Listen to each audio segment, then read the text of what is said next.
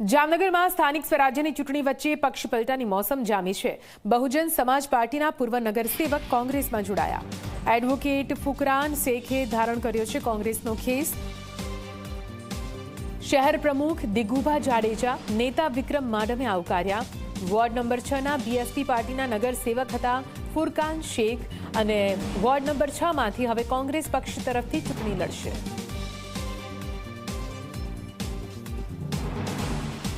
BSP મૂકવાનું મારું નિજી કારણ છે, એના કારણે હું બીએસપી પાર્ટી મૂકું છું અને હું વર્ષોથી આંબેડકરવાદી વિચારધારાથી પ્રેરિત છું અને આંબેડકરવાદી વિચારધારા એ મને કોંગ્રેસ પાર્ટીમાં જ મળી શકે અને કોંગ્રેસ પાર્ટી પોતે એક આંબેડકર વિચારધારા ઉપર ચાલવાવાળી પાર્ટી છે, એટલે હું કોંગ્રેસ પાર્ટી જોઈન કરી છે। જે લોકો ગયા વખતે બસપામાં ચૂંટાણા હતા એવા ફુરકાનભાઈ શેખ પણ આજે કોંગ્રેસ જોઈન્ટ કરે છે। કોંગ્રેસની નીતિ રીતિ, કોંગ્રેસની વિચારધારા, કોંગ્રેસ આ દેશ માટે શું કર્યું, કોંગ્રેસ આ જામનગરની જનતા માટે શું કરશે એ વિચારોથી પ્રભાવિત થઈને અલગ અલગ પાર્ટીના ચૂંટાયેલા લોકો, ટિકિટો મળેલા લોકો કોંગ્રેસ જોઈન્ટ કરી રહ્યા છે।